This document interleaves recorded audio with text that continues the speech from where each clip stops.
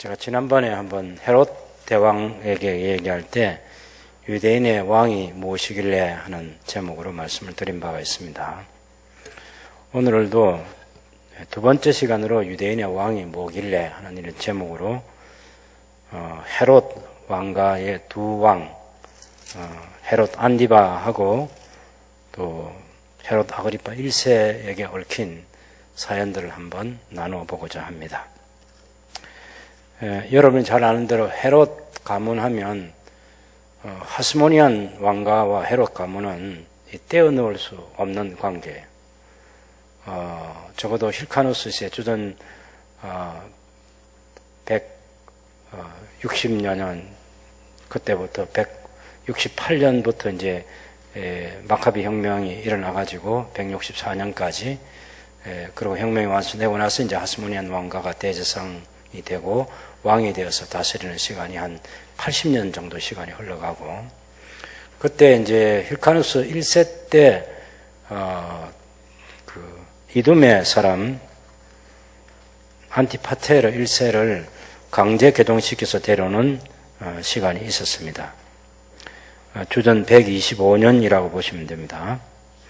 그렇게 와서 이제 이 사람은 주전 70년에 이제 사망을 하고 그 아들 안티파테레가 다시 이제 유대의 권력 세계 속으로 슬그머니 들어오는 그런 시간이 있는 것은 바로 그 하스모니안 왕조의 내란이 일어나기 때문이죠. 집안 형제들끼리 또 조카와 큰아버지 사이에 그런 큰 싸움이 벌어지다가 주전 63년에 힐카누스 2세를 꼬드겨서 이제 나바티아 왕국의 군대 도움을 받아가지고 나라가 평정되는 그런 것을 선택하도록 해서 힐카누스 2세가 일시적으로 승리는 합니다. 그렇지만 또 브루투스 2세죠. 아리스토블루스 2세가 가만히 있지 않고 계속해서 그 아들 때까지 와서 계속 싸움이 벌어지는 안티고누스 2세라고 하는 이 아리스토블루스 2세의 아들이 또 큰아버지하고 또 싸우는 그런 일들이 일어나게 되고 결국은 나라가 빼앗기게 됩니다. 그 요한 힐카누스 2세라는 이 사람의 딸이 알렉산드라입니다. 알렉산드라. 또 알렉산드라하고 알렉산더 2세하고 사이에 태어난 사람이 마리암너 1세라고 하는 그런 딸이 태어났는데 이 마리암너 1세가 헤롯 대왕의 두 번째 부인이 돼요. 헤롯이 왕이 되기 전에 첫 번째 부인이 있었는데 도리스라는 이두메 사람 첫 번째 부인이 있었고 그 부인에게도 아들이 하나 있습니다. 안티파테르라는 아들이 있어요. 물론 이건 이제 헤롯 대왕이 죽기 5일 전에 그 첫 번째 장남을 죽여버리는 그런 일이 생기긴 하죠. 어쨌든 그 왕이 되기 전에 여자가 있었는데 도리스라는 부인이 있었고 이 부인은 왕이 되면서 헤롯 대왕이 자기가 왕권을 가지려고 해보니까 족보가 이해 안 되잖아요. 이두메 사람 가지고는 안 되거든. 신명기 17장에 보면 외국인은 안 되고 자국민 중에서 왕을 세워야 된다 하는 그 신명기의 말씀이 있기 때문에 그 유대인에게 전혀 관심을 살 수 없는 그런 헤롯이 자기 스스로의 한계를 너무나 잘 알고 있고 그런데 그 왕이라는 칭호를 받아올 때까지 얼마나 많은 어려움을 겪었는지 정말 죽을 뻔한 고비도 넘겼고 또 로마 황제에 가서 어마어마한 뇌물을 주고 또 앞으로도 어떻게 할 것을 충성맹세를 하고 돌아와서 유대인의 왕이라는 그 왕권을 가지고 돌아온 것이 실제로는 굉장히 어려운 그런 것을 경험했기 때문에 어떻게 하면 이 왕권을 계속해서 유지하고 하스모니안 왕조와는 아무런 상관없는 이두메 사람의 이 왕가를 이어갈까 거기에 헤롯 대왕이 야심이 있는 거죠. 그러려면 그래도 유대인들에게 반쪽짜리라도 혈통을 만들어줘야 된다. 이 생각을 당연히 헤롯 왕이 가지겠죠. 그래서 반쪽짜리 혈통을 갖게 하는 게 뭔가 하면 자기 부인을 하스모니안 왕가의 혈통을 가진 사람을 자기 부인으로 삼는 거예요. 그것이 힐카누스 2세의 외손녀인 알렉산드라의 딸 마리안나 1세를 자기 부인으로 삼습니다. 거기서 두 아들이 태어나요. 알렉산드라는 아들과 아리스토블루스 3세라는 이 아들이 태어나는 게 헤롯 대왕의 두 번째 부인인 하스몬 왕가의 마리암네 1세를 통해서 태어나는 거죠. 그렇지만 자식이 둘 가지고는 안 되는 거죠. 그래서 좀 더 많은 부인을 얻습니다. 그래서 세 번째 부인은 얻으려고 하니까 시몬이라는 사람의 딸이 그 공주가 딸이 마음에 드는데 대제상의 가문하고 결혼하고 싶은 거죠. 그래서 시몬이라는 사람을 먼저 대제상으로 임명하고 그리고 대제상의 딸 마리암나 2세를 자기 부인으로 삼습니다. 유대인의 왕이라는 그 왕권을 유지하기 위해서 정말 별짓을 다 하는 거죠. 그 다음에 부인은 사마리아 사람 말다케라는 사람을 부인으로 얻어서 거기서 유명한 두 아들을 얻습니다. 아켈라오라는 아들하고 헤롯 안디바라는 아들을 사마리아 여자 말타케라는 여자를 부인으로 맞아서 두 아들을 얻습니다. 그 다음에 예루살렘의 클레오파트라는 사람을 또 다섯 번째 부인으로 맞이하면서 거기서 헤롯 빌립 2세를 얻어요. 그러니까 첫 번째 도리스를 통해서는 안티파테르라는 장남을 얻습니다. 이것은 나중에 죽기 5일 전에 처형한다고 그랬습니다. 그 다음에 두 번째 부인인 이 하스몬 왕가의 여자인 마리암네 1세를 통해서 힐카누스 2세의 외손녀가 되는 이 마리암네 1세를 통해서는 두 아들을 얻습니다. 하나는 알렉산드라는 아들과 또 아리스토블루스 3세라는 아들을 얻는 거죠. 그리고 세 번째 부인인 시몬 대제상의 딸 마리암네 2세를 부인으로 맞아들여서 헤롯 빌립 1세를 낳습니다. 헤롯 빌립 1세라는 아들을 얻어요. 그리고 사마리아 여자 말타케라는 여자를 부인으로 맞아들여서 아켈라오와 헤롯 안디바를 두 아들을 얻습니다.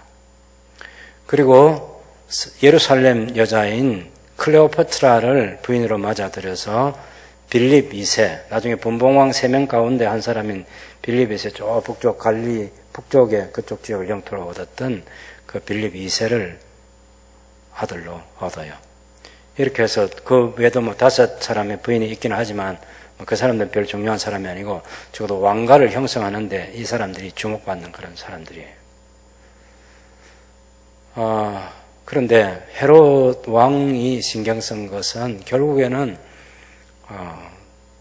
힐카누스 2세의 그 대제상 가문 또 왕가이기도 하고 하스몬 왕가의 이 유대인의 혈통이 자기하고 연결돼서 이둠의 족속이라고 하는 이 핸디캡을 극복하려고 하는 거죠.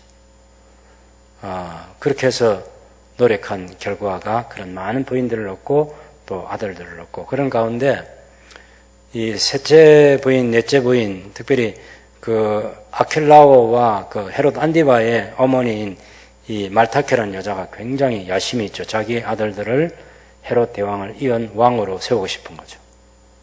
그렇게 해서 모함을 합니다. 마리암네 1세를 모함하고 또 알렉산더와 마리암네 1세의 아들인 알렉산더와 아리스토블루스를 모함하고 그렇게 해서 헤롯 대왕이 가장 사랑하는 부인이었던 마리암네 1세도 죽이고 그 두 아들도 죽이고 그 장모까지 알렉산드라까지 죽이는 그런 무서운 일이 벌어집니다. 자기 왕권을 내어놓지 않겠다는 게 헤롯 대왕의 욕심인 거죠. 누구든지 내 왕권을 위협하면 용서가 안 된다. 아니 장남에게 누구에게나 반드시 왕권을 물려줘야 하는데도 자기가 살아있는 동안에는 안 됩니다. 그건 죽고 나서 어떻게 자기 유언 속에서 남게 될 그런 일이지 살아생전에 누구든지 엿보는 친구가 있다고 하면 그건 아무리 사랑하는 아내의 아들이라도 죽여버리는 거죠. 그게 무서운 그런 시대에 예수님께서 탄생하실 때 마태복음 2장에 보면 동방의 박사들이 와가지고 유대인의 왕으로 나신 이가 어디 계십니까? 하는 이 질문은 너무나 충격적인 거죠. 감히 내가 유대인의 왕인데 내가 허락하지 않은 유대인의 왕이 어디서 태어난단 말이냐. 그렇게 해서 대제성들하고 불러서 물어보니까 유대 땅 베들레헴에서 난다는 얘기를 들려주는 거죠. 그 동방 박사들에게 가서 찾아보고 어디인지 확인되면 나한테 알려달라. 나도 가서 경배할까 하노라. 이렇게 얘기한 거죠. 어쨌든 그렇게 해서 이 헤롯 대왕은 자기 시대를 그런 폭정으로 삽니다. 물론 건축도 많이 하고 정치적으로는 나라도 안정시키고 그렇게 하지만 자기 왕권을 유지하기 위해서는 수단과 방법을 가리지 않는 거죠. 실제로 그가 어마어마한 돈을 들여서 황제에게 갖다 바치고 유대인의 왕이라는 칭호도 얻기도 하지만 또 예루살렘 사람들에게 인정을 받기 위해서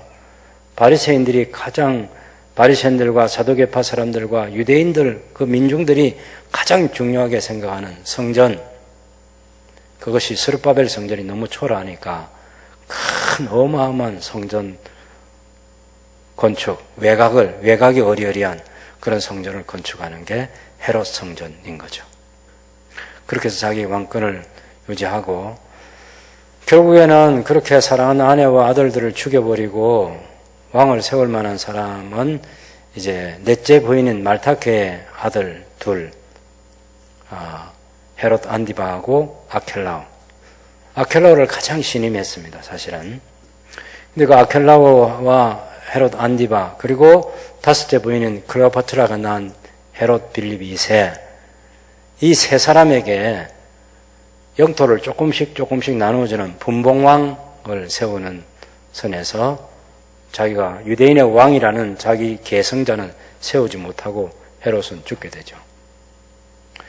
그럴 때 이제 로마 황제의 약속이 뭐겠습니까? 그 세 명 중에서 누구든지 정치를 잘 해서 성공하면 너희 아버지 헤롯 대왕처럼 유대인의 왕이라는 칭호를 주겠다. 이렇게 얘기하는 거죠.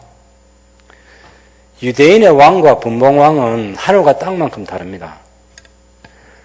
한번 생각해 보세요.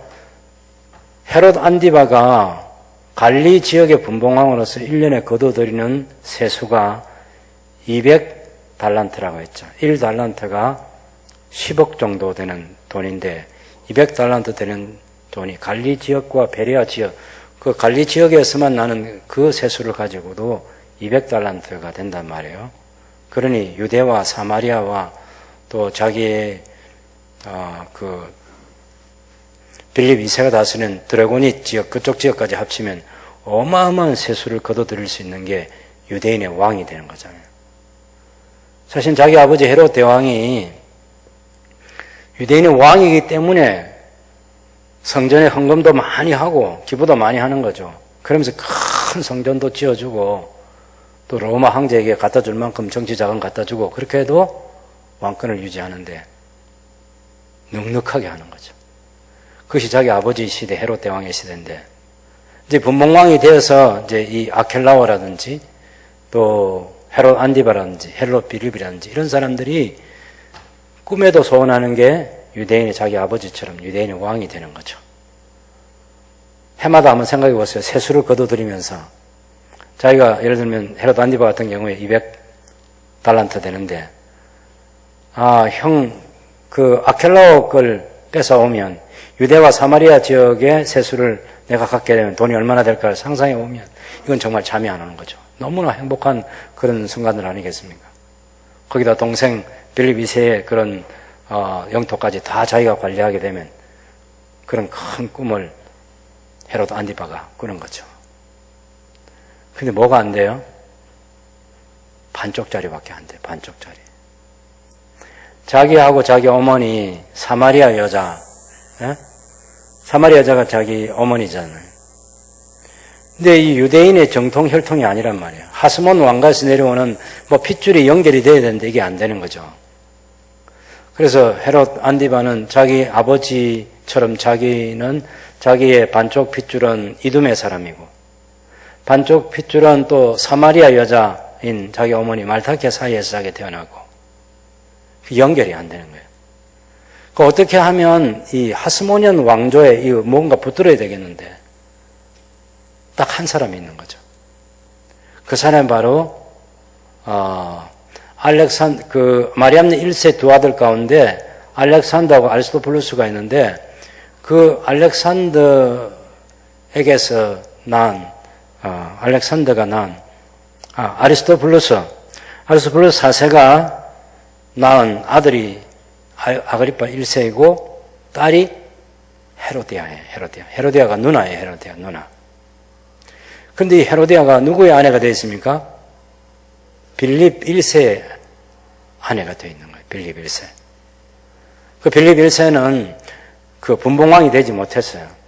그러니까 헤롯 대왕이 죽으면서 유언을 해서 세 아들, 아켈라오, 헤롯 안디바, 그 다음에 헤롯 빌립 2세, 요 세 사람에게 영토를 나눠주는 그런 영주 정도로 상속권을 갖게 한 거죠. 근데 이 빌립 1세에게는 아무 영토도 주지 않았어요. 그럼 생각해 보세요. 어떤 욕심이 생깁니까? 헤로디아에게 생기는 욕심. 우리 아버지 아리스토블루스, 우리 할머니 마리암네 1세, 그 다음에 정조 할머니, 고조 할머니 올라가면 알렉산드라도 있고 또 고조 할아버지는 힐카누스 2세가 있잖아요. 그 혈통이 굉장히 대단한 혈통인데 근데 자기 남편 빌립 1세는 아무것도 차지하지 못해서 그리고 당연히 욕심이 있겠죠. 이 헤로디아가 갖는 욕심이고요.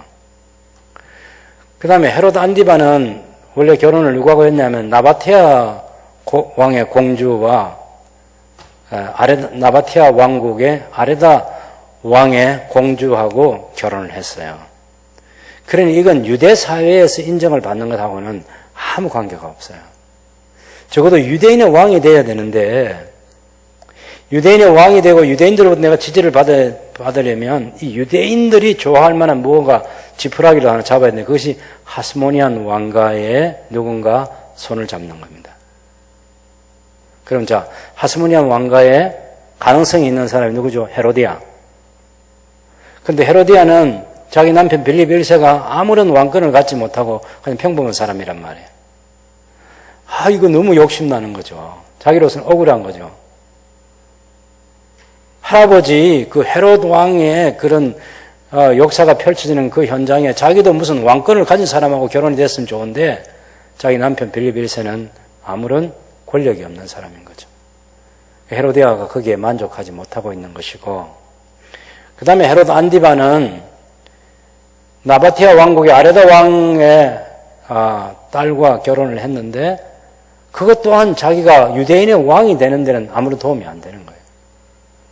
그래서 유대인의 왕이 되고자 하는 아주 큰 야망을 헤롯 안디바가 가지고 있는데 누가 필요합니까? 하스모니안 왕가의 여자인 이 헤로디아가 필요한 거죠. 헤로디아는 권력이 주는 그런 혜택에 대한 욕심이 있는 것이고 헤롯 안디바는 유대인의 자기 아버지처럼 유대인의 왕이 되는데 욕심이 있어요. 그래서 둘이 각각 현재 결혼 상태를 파기하고 이혼을 했습니다. 그러니까 헤롯 안디바도 자기 부인을 친정으로 돌려보내고 헤로디아는 자기 남편 빌립 1세와 이혼을 하고 그래서 헤롯 안디바하고 헤로디아가 둘이 결혼을 하게 된 거죠. 무슨 세상으로 말하는 그 불륜 관계가 막 벌어지고 하는 그런 나쁜 짓은 아니지만 그러나 세례 요한의 눈으로 이 두 사람의 행위를 볼 때 그것이 하나님의 율법에 어긋난 것이라고 책망을 한 것입니다. 그것이 마태복음 14장이 얘기하는 거예요. 이게 얼마나 눈에 가시가 되겠습니까? 헤로디아는 어떻게든 수단과 방법을 가리지 않고 새로운 남자, 이 분봉왕이라는 이 헤롯 안디바이지만 관리 지역과 베레아 지역의 왕권을 가지고 있는 이 사람의 권력이라도 일단 붙들고 같이 다음 세계를 좀 꿈꿔봐야 되는 그런 것이 헤로디아의 입장이고 헤롯 안디바도 아레다 왕의 이 공주와 이혼을 하고 하스몬 왕가의 이 여인인 헤롯을 맞아들여서 일단 결혼 관계를 유지해야 돼요. 근데 사실은 역사적으로는 굉장히 불행한 것이 그 뒤에 이 나바티아 왕국하고 이 헤롯 안디바하고 전쟁을 해가지고 패배하고 그렇게 아주 비참하게 됩니다. 첫 번째 부인을 버린 그 결과가. 그러나 어떤 이 헤롯 왕가 중심으로 보면 그 유대인의 왕권, 유대인의 왕이 되고자 하는데 이거 누가 방해가 되면 도움이 된다고 하면 이혼이라도 하고 손을 잡는 게 새로운 남편, 새로운 아내를 얻어서라도 이 유대인의 왕이 되고자 하는 길에 도움이 된다고 하면 그것을 차지하려는 게 헤롯 안디바와 헤로디아 사이에 일어났던 일입니다. 세례자 요한이 그것이 잘못이라고 책망한 거죠.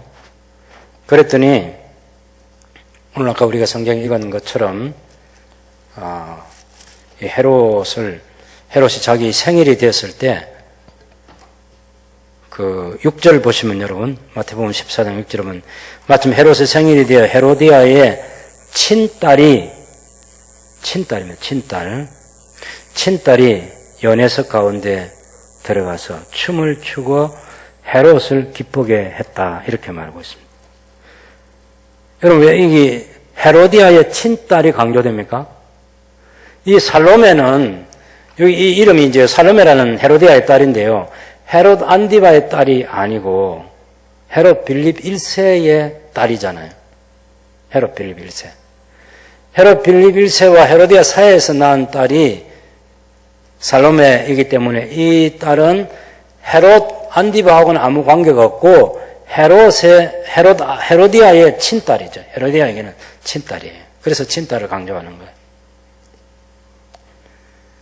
그래서 헤롯 안디바가 기분이 좋아가지고 무엇이든지 달라는 대로 주겠다고 하면서 요구해라 하니까 그 헤로디아가 이 세례자 요한이 있는 한 계속해서 자기들의 이 불편한 결혼 관계의 이 불편함을 계속 책망하게 될 테니까 세례자 요한이 가지고 있는 그 당시에 그 대단한 영향력이 있지 않습니까? 그러면 결국 그 요한을 처치하지 않는 한은 계속 자기의 그 결혼 생활이 잘못됐다는 걸 온 민중들에게 다 알리고 그렇게 하게 되면 유대인의 왕이 되는데 걸림돌이 되거든. 그래서 이 세례자 요한을 목베어 달라고 해서 자기 딸을 시켜가지고 어린 딸을 시켜서 그렇게 목베어 버립니다. 여기 남아있는 이제 그 헤로디아의 딸 살로메. 이 살로메를 탐내는 사람이 있죠. 어린 딸이지만. 어린 딸인데 이 살로메를 탐내서 누구겠습니까? 분봉왕, 또 다른 분봉왕, 5번째 부인의 클레오파트라의 아들 빌립 2세. 저 갈리 북쪽 지역 드래곤이 그쪽 지역을 땅을 차지하고 있는 빌립 2세가 자기도 뭔가 이게 자기 형 헤롯 안디바를 보니까 하스몬 왕가의 혈통을 가진 헤로디아하고 이혼을 하고 결혼을 한단 말이에요, 이게. 그래서 정신을 막 차려야 되는 거죠. 내가 지금 뭐 하고 있지? 나는 아무런 연줄이 없어. 어떻게 해야 돼? 그래서 헤로디아의 딸 살로메가 어려. 아주 어린데 그 어린 살로메하고라도 결혼을 해야 되겠다 해서 어찌 보면 할아버지하고 조카하고 지금 결혼한 거죠. 예? 그런 불행한 일이 일어났어요.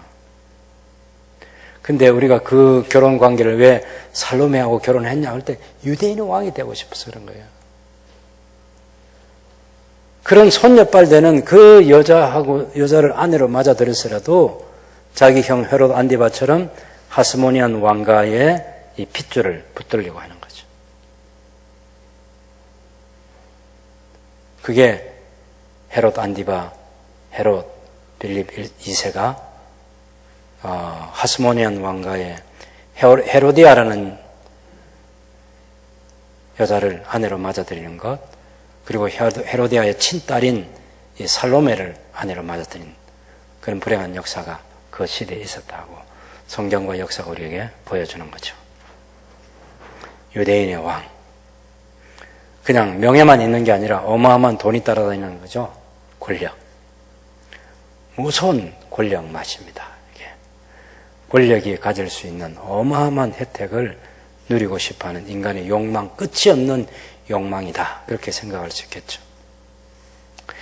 그 다음에 이제 우리가 사도행전 12장에 나오는 이 헤롯 아그리파 1세입니다. 이 헤롯 왕은 이 사도행전 12장 1절에 3절에 보면 이 헤롯 아그리파 1세가 손을 들어 교회 중에서 몇 사람을 해하려 하여 요한의 형제 야고보를 칼로 죽이니 유대인들이 이 일을 기뻐하는 것을 보고 베드로도 잡으려 할새 때는 무교절 기간이라. 그래서 베드로도 잡아서 옥에 가두고 군인 4명에게 맡겨서 지키게 하는 역사가 있었습니다. 헤롯 아그리파 1세. 이 헤롯 아그리파 1세는 누구냐면은 마리안나 1세의 아들 아리스토블루스 4세가 죽임을 헤롯 대왕에게 죽었습니다만은 아리스토블루스 4세가 남긴 아들이 헤롯 아그리파 1세이고 그 다음에 헤로디아라는 딸이에요. 그래서 헤로디아는 지금 헤롯 안디바의 부인이 되어 있잖아요. 이런 상태고. 헤롯 아그리파 1세는 불행하게도 자기가 3살 때 자기 아버지 아리스토블루스 4세가 자기 할아버지에게 처형당합니다. 여러분, 갓난쟁이의 아버지가 할아버지에게 죽임을 당해요. 그랬을 때 어머니 베로니케하고 같이 어디를 가느냐 하면은 로마로 가서 거기서 유학 생활을 할 수밖에 없었습니다. 사치병, 사치와 낭비, 지나치게 그런 어린 시절을 그곳에서 자기 아버지가 처형당했잖아요.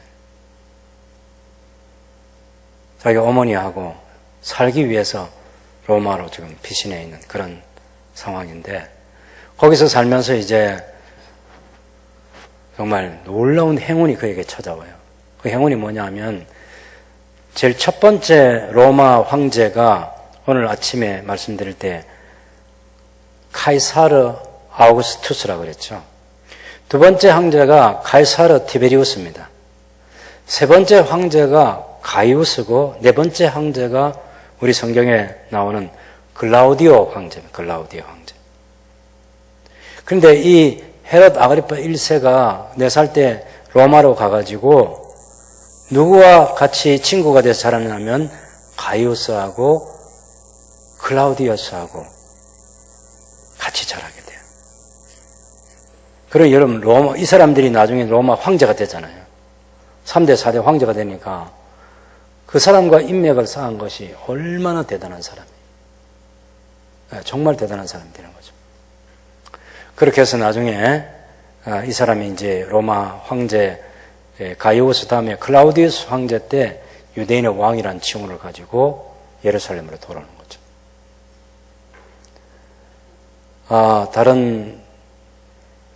처음에는 이제 유학 가가지고 적응을 못해서 나중에 로마에서 견디지 못해가지고 예루살렘 다시 돌아와서 자살하려고 하는데 그 어머니 이제 베로니케도 죽고 그런데 헤롯 아그리파 1세의 그 부인이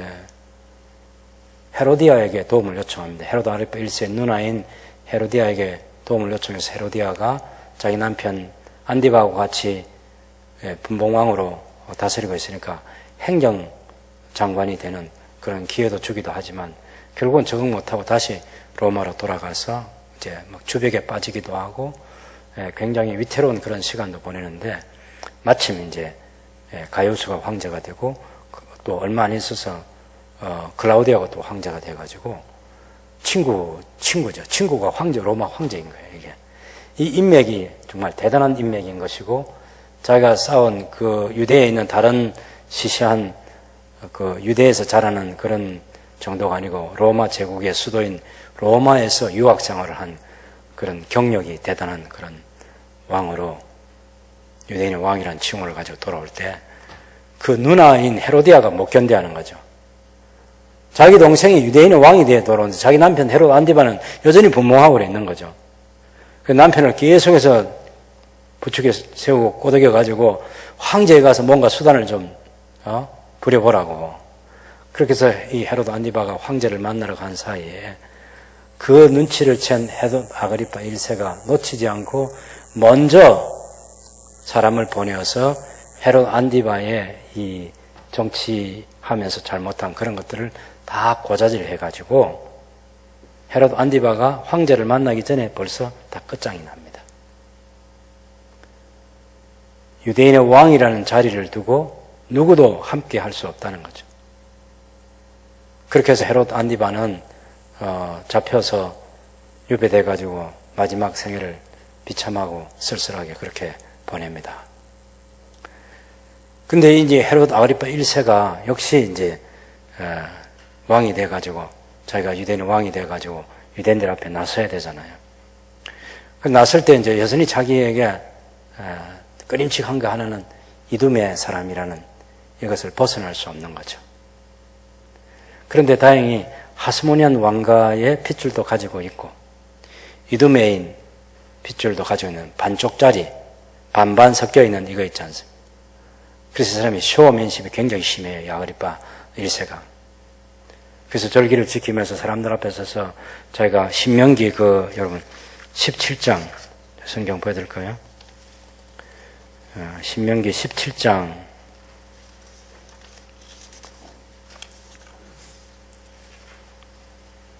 15절 말씀입니다.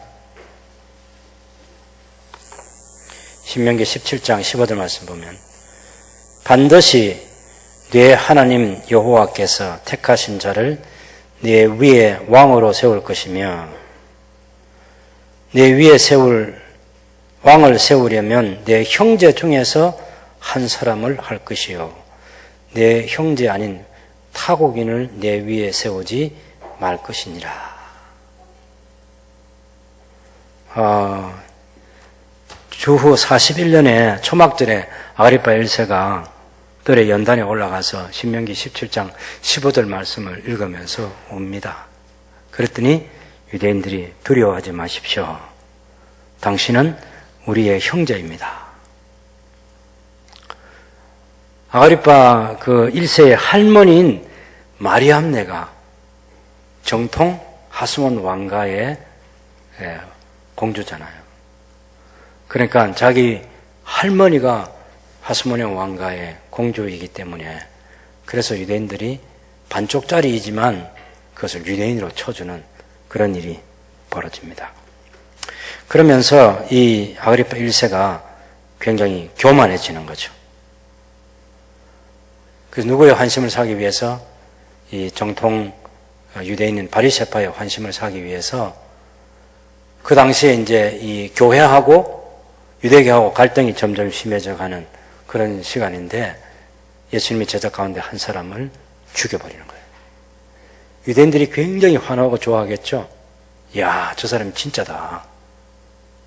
네. 우리 유대인, 정통 유대인의 혈통, 하스모니안 왕과 혈통을 가진 할머니를 둔 이 아그리파 1세가 정말 자기들의 마음에 쏙 드는 거죠. 야고보를 죽였을 때. 그리고 베드로도 옥에 가두고. 그런 상황이 벌어지니까 유대인들이 계속 지지해주고 박수 쳐주고 하니까 기분이 우쭐해가지고 하늘 높은 줄 모르는 그런 교만한 마음을 가진 것이 아그리파 1세입니다. 그런데 그 불과 얼마 지나지 않아서 여러분 우리가 읽었던 사도행전 12장 마지막 부분을 보면 아그리파 1세가 연단에서 연설하는 기회가 생기는 거죠. 이때 당시에 역사적으로 보면 두로 지역에서 이방인과 유대인이 충돌을 해가지고 아주 유혈 충돌이 일어났는데 그때 헤롯 아그리파 1세가 유대인들은 책임을 묻지 않고 이방인들만 문책을 합니다. 그래서 유대인과 이방인 사이에 헤롯 아그리파 1세와 두로와 시돈 사람들 사이에 관계가 아주 악화되어 있어요. 그런데 두로와 시돈 지역에서 아쉬운 게 뭐냐면은 이 유대 지역에서 나는 곡식을 양식으로 자기들이 수입을 해 먹어야 되는데 여기서 안 주면 그 생계가 아주 위태로워지는 거죠. 그런 상황에서 어떻게 하든지 이 헤롯 아그리파 1세하고 좋은 관계를 가져야 되겠다. 그렇게 생각했는데 마침 그런 시간이 찾아온 것입니다. 그래서 사도행전 12장 그 마지막 부분 보면 20절에 헤롯이 두로와 시돈 사람들을 대단히 노여워하고 있는데 그 두로와 시돈 지방의 왕국에서 이스라엘 왕국에서 나는 그러니까 헤롯 안디바 헤롯 아그리파 1세의 왕국이죠. 그 왕국에서 나는 양식을 먹는 까닭에 계속해서 그런 좋지 않은 관계를 유지하면 안 되니까 왕의 침소를 맡은 신하 블라스도라고 하는 이 총리 대신을 통해서 화목하기를 청하고 그때 헤롯 아그리파 1세가 이제 아침 일찍 연단에 가서 다 왕복을 입고 단상에 올라가 백성에게 연설을 하는데 그 옷이 당연히 반짝반짝 빛나는 그런 반짝이 옷이죠. 햇볕이 쫙 비칠 때 말이죠. 그 많은 청중들 앞에서 그런 연설을 멋들어지게 하고 있는데 청중들이 이건 사람의 소리가 아니라 이건 신의 소리다. 하나님의 소리다. 이렇게 환호해 주는 거죠. 그 말을 딱 접수해버리면 그래 내가 유대인의 왕이 다음에 아켈라오도 못했고 헤롯 안디바도 못했고 헤롯 1세도 빌립 1세도 못했고 헤롯 빌립 2세도 못한 내가 유대인의 왕이야. 유대인의 왕. 그러면서 야고보를 죽이고 유대인의 지지를 받으면서 교만이 하늘 높은 줄 모르고 올라가고 있는데 두로와 시돈 지방의 사람들까지도 자기 목소리를 들으면서 이건 사람의 소리가 아니라 신의 소리다. 그러니까 내가 하나님이 되었나 이 생각을 하는 거죠. 그 순간 하나님께서 탁 치시는 거죠. 성경은 벌레가 먹었다 이렇게 말합니다.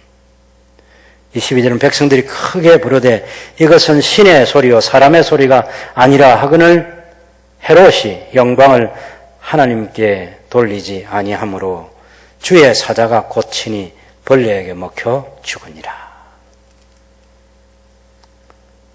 세상 영광 아무것도 아니죠. 불과 몇 년간의 그 짧은 통치 기간의 왕입니다.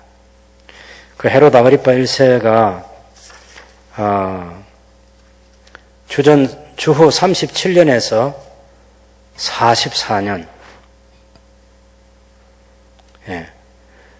그 짧은 기간 동안에 왕이 돼요.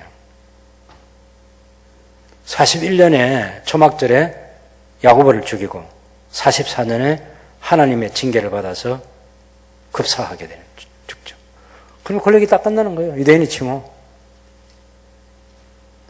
그 다음에는 이제 아그리파 2세가 또 유대인의 왕이 되지만 그건 자기 아버지만큼 그런 권력을 가진 왕은 되지 못하고 그렇게 해서 주 70년에 완전히 이 헤롯 가문의 왕권의 역사도 끝나는 것입니다. 근데 헤롯 대왕부터 시작하면 한 100년 정도 헤롯이 유대인의 왕이 되고자 하는 끊임없는 욕망, 그 열망을 가지고 수단과 방법을 가리지 않고 사람들을 필요하면 죽이기도 하고 강탈하기도 하고 재산을 그렇게 해서 황제로부터 환심을 사고 유대인들로부터 환심을 사서 그 권력을 유지해 보고자 했죠. 그런데 얼마 안 갔다는 얘기예요. 유대인의 왕이 뭔데 천년도 1년도 다 팽개친 사람들의 이야기가 헤롯 가문의 이야기예요. 우리에게 이렇게 물어보는 거죠. 너 인생이 70이고 80인데 뭘 그렇게 중요하게 여기고 살아가냐? 뭐가 그렇게 중요하냐? 그게 정말 그렇게 중요하냐 하는 거예요. 창조주를 기억하라고 주님 앞에 설 준비를 해야 한다고. 하나님과 우리 사이에 더 소중한 것이 있음을 깨달아야 한다고 하스모니안 왕가를 통해서 헤롯 왕가를 통해서 우리에게 가르쳐 주는 것입니다. 한 사람의 신자로 살아가는 것, 저는 그것보다 더 소중한 가치는 없다고 믿습니다. 얼마 전에 우리 김종호 장로님이 자기가 은퇴를 하면서 은퇴 장로라는 그 이름이 그렇게 중요하냐고 평소에 가지고 있던 그리스도인의 생각, 형제 자매라는 그 소중한 생각을 담아서 그 이야기를 들려줄 때 제가 만약 목사가 아니고 은퇴 이후에 저도 목사직을 내려놓고 일반 성도로 돌아가서 형제 자매로 다른 사람들과 같이 교제할 수 있는 그런 평범한 사람으로서 만족하고 살아갈 수 있느냐 하는 그런 생각을 제 스스로 해보는 거죠. 뭐가 중요하냐? 정말 중요한 것은 그리스도인으로 주님 앞에 서는 것입니다. 유대인의 왕이 될 필요는 없습니다. 세상에서 화려한 명예와 권세와 물질에 대한 부여가 우리가 원하는 대로 채워지는 그것이 우리를 구원하는 것이 아니고 그것이 우리를 하나님 앞에 세우는 것이 아니죠. 찬송가에 있는 것처럼 신자 되기 원합니다. 신자 되기 원합니다. 진정으로 신자 되기 원합니다.